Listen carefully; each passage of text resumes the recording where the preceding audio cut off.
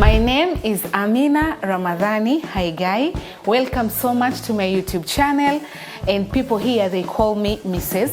Finance.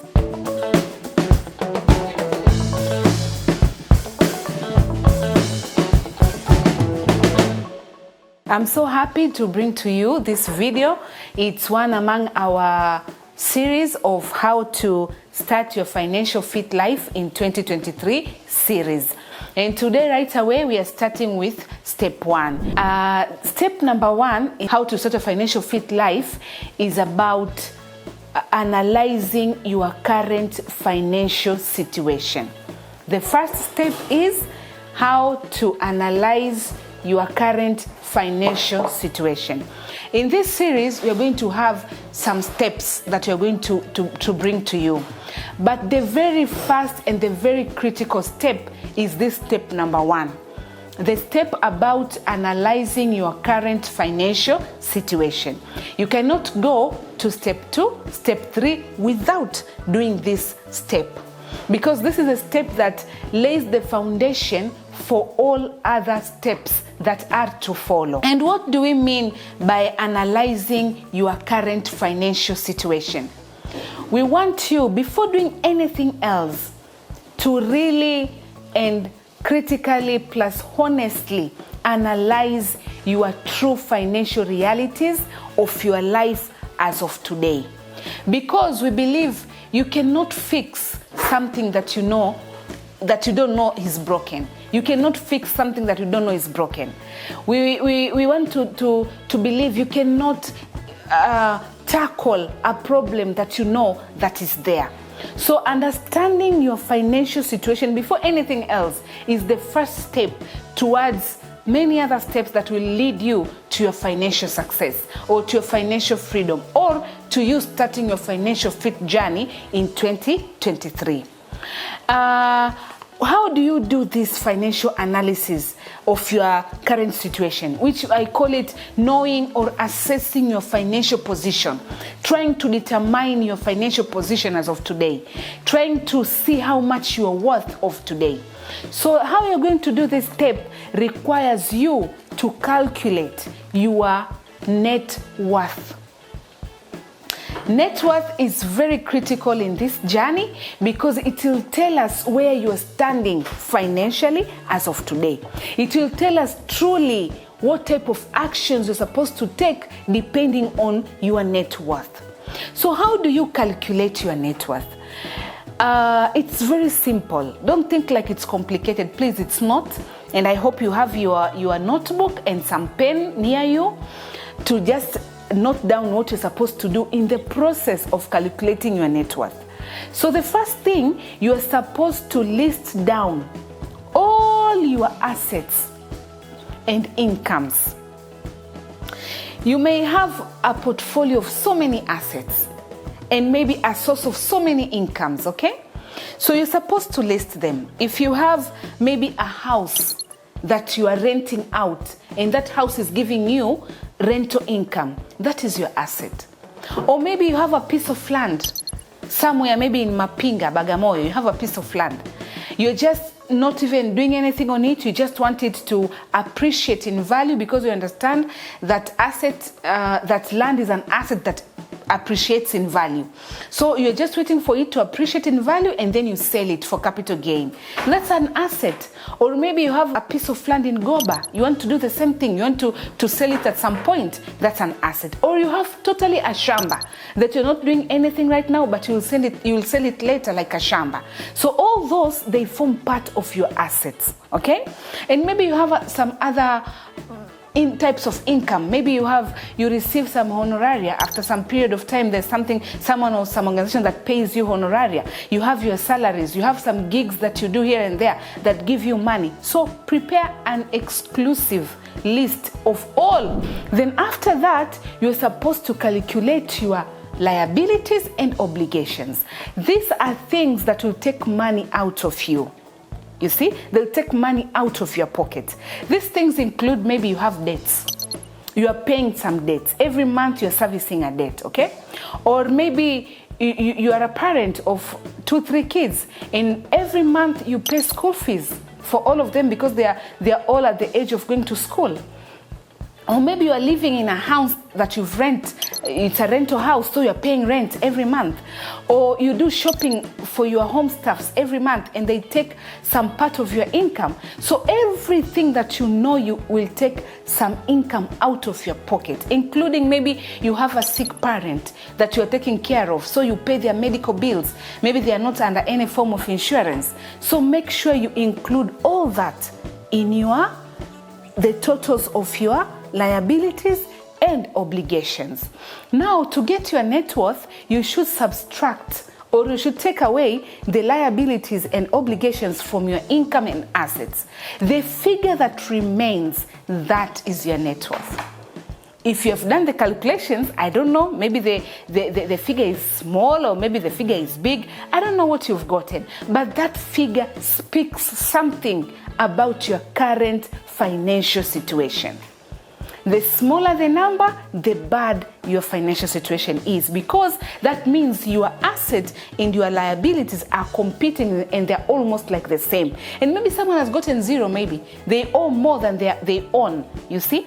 So calculate that figure, and when you get it, write it somewhere. It's very important to have it somewhere, even at the back of your mind, because we are going to use that figure somewhere else. We are going to measure after 6 months, after finishing this series, you've learned everything you've needed to learn, and maybe you've started changing your financial life. You are going to measure your net worth after 6 months and then compare with when you are measuring it today. Or maybe you're going to measure after a year. We want to see the progress that you're going to be making as you take these steps towards financial freedom. When you calculate this number, it will speak 3 things to you. Very important things. When you get the net worth, it will say clearly if you are in the survival mode. My dear, this survival mode is that mode where you are under constant pressure financially. You are always living paycheck to paycheck, and these paychecks, they don't meet. Your money comes in and goes out at the same time. You spend your income before you even get it, because when it comes, you're supposed to pay a debt there, you're supposed to pay this bill there, you're supposed to pay this was pending, this was due, you're supposed to pay everything. So your money just passes through you like a channel, like a just pipe. It comes and then it goes out. You are under constant pressure. You are under constant fear. You fear tomorrow. You don't know how tomorrow will be financially. It is in this stage where you even get stressed. It is at this point you talk by yourself on the road. Yani unaongea ukiwa unatembea barabarani peke yako. It's at this stage. You are almost every time like you're going to get a heart attack. This is called survival mode. Don't worry, we are going to share knowledge, we are going to share skills and some tips here and there that they will help you get out of this survival mode, okay? So don't worry, even if your number is telling you that you are under the survival mode. Another message that your net worth will communicate to you, it's whether you are in strategic mode. In the strategic mode, at least you have some form of organization. You are not so bad financially because your asset and incomes are enough to cover your liabilities and obligation, and at least you remain with something, or to some point you just break even. At least you're not remaining with anything, but you break even. And the good part is you have some clarity, some form of organization in your life financially. That means even if today you're breaking even, tomorrow your assets may be more, because at least now you have some form of organization. It's very different from the survival mode. And then the other message that your net worth will tell you is whether you are under the growth mode. Now here, you are not in the survival. You are not like under constant pressure. But also, you are not in the strategic. It's not like you're breaking even. No. In this mode, you are comfortable currently because your assets cover your liabilities and obligations way more, and you remain with a lot. And now this money that remains, you've started putting it in investment plans for your future. In this growth mode, you are more concentrated and more worrying about your future because your present is well taken care of. Maybe you have savings here and there. Maybe you have some emergency fund. And by the way, I have a video. I've recorded a full video on emergency fund, trying to explain to you how you are going to create your emergency fund, how you should operate it. If you want to know more, I will leave a link in the description box. Please go and watch it. So this person under growth mode, they already know and they already have a lot that is covering their current financial situation. They are okay, everything is taken care of, the family is okay, they have enough in investment in the form of, no, they have enough in savings in form of emergency funds, sinking funds, but now the main focus is on investment. They are now more worried about their future, so they're investing in different forms. So may I ask you, that net worth, I told you to come with a pen and a notebook. The net worth that you calculated, what has it explained to you? What has it told you? In which mode are you? Are you in the survival mode? Are you in the growth mode? Are you in the strategic mode? You will know. Just look at your number, analyze your current situation, and you will know in which type of mode that you are. And please take this net worth thing very serious, because they say your net worth measures your financial health the same way weight measures your fitness health or your physical fitness. You see, it's exactly the same. When you measure yourself and then you find that you are obese, you have 100 kgs, you will sit down and start being serious about what you eat. You will come up with a meal plan. Maybe you will start going to the gym and seeing a trainer, walking and running, all in the effort to make sure your weight comes down. So it's the same way when you calculate your net worth and you find that you're in the survival mode, it's high time to sit down, analyze your life, put goals in place, and start removing yourself now from all those debts, all those bad spending habits to improve your situation, okay? So someone might ask me, Mrs. Finance, where do I get the data, the information about all this? It's too much. How will I know my liabilities, know how much I spend? It's very simple. I'm going to give you 5 source documents that you're going to use to get the data, to get the information that is needed in the calculation of your net worth. First of all, you need a bank statement. So go to your banker and take a 3-month bank statement. You might leave alone December, because December comes with a lot of issues. It's a lot of vibes and holiday and festival. Leave alone that. You can take for November, October, and September. So get a 3-month bank statement, okay? And also, apart from the bank statement, you can decide to use the mobile money account statement. We know we receive a lot of payments via our phones nowadays, and we also make a lot of payments via our phone. We can even pay school fees via our mobile money accounts. We even pay for a lot of utility bills via our mobile money account. So go to your service provider, ask them for a mobile account statement. When they give you, bring it home and then use it in this exercise. Another thing, go to your loan providers, those people that lend money to you. Ask them they give you a current loan statement, because a current loan statement will tell you how much is outstanding in terms of your debts. You will know how much you owe them in terms of the principal amount and how much you owe them in the terms of interest. So that is going to be very important. It forms a very big part of your liabilities. So get a loan statement. Tell them to give you a loan schedule, a current loan schedule. Then use that to determine how much you still owe people in terms of debts. Another document you can use is the investment certificates.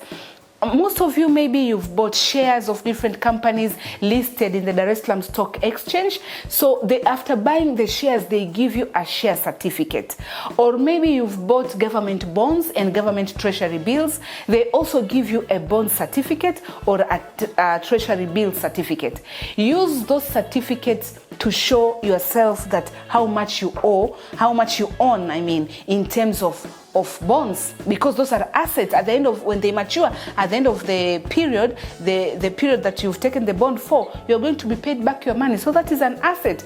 By the way, people use this bond certificate and share certificate as security when they take loans from banks. Banks, they respect the certificate that you are given by the government that you are a bond holder. It's very important. That is a very good asset. Put it in your asset list. And at the end of the day, also, you can decide to prepare your own asset list. Write down every asset that you own. Okay? If it's a piece of land, put it down. If it's a house somewhere, put it down. If it's a car somewhere, and only those assets that bring money to you. You know, because some people have cars and they think cars are assets. Some cars are just liabilities. I'm talking about real assets, like piece of land. And by the way, that piece of land, maybe you have a piece of land in Bagamoyo, and that piece of land, you bought it some 5 years ago, maybe for 10 million Tanzania shillings. That means today, that land will not be 10 million. Maybe it is even 15 million. So before you come about with your asset list, go to that area. Ask them, like, now, this piece of land, how much can I get if I sell it today? They will tell you maybe 15 million. So take the current value of a piece of land, get to know that this is my piece of land, it has appreciated. I had bought it for 10 million, but now it's 15, put it down. That is your asset, okay? It will help you compile and come up with an exclusive and well aggregated list of all your assets and incomes, as well as your loan schedules and other bank statements. On your debit side, you'll be able to see all the liabilities that you've paid for the last 3 months. They'll give you a picture of what your spending is like and how much you've spent where, okay? And from this source document, now you can calculate your net worth, which is going to help you so much in the second step and the fourth until we finish this, because this is the foundation step. I hope you have understood, and in case you need more clarification on how to do this, maybe you don't like numbers and you think it's a lot of work, just put a comment in the comment section. Tell us, have you calculated your net worth? And today, what is your financial position? How much are you worth today? Tell us how much you're worth if you're free to share. And if it's difficult calculating it, tell us. We're going to assist you. It's sure, and I guarantee that I will reply to every message and every comment that you send us. Let us know how we can be of help to you, because we are leaving no one behind. We are going to go with everyone, because our vision and mission is to create a financial literate society, and we are here for that. Thank you so much for listening. I hope you've understood. In case of any comment, any feedback, any remarks, put them in the comment section, and I will see you again in the next one. Bye.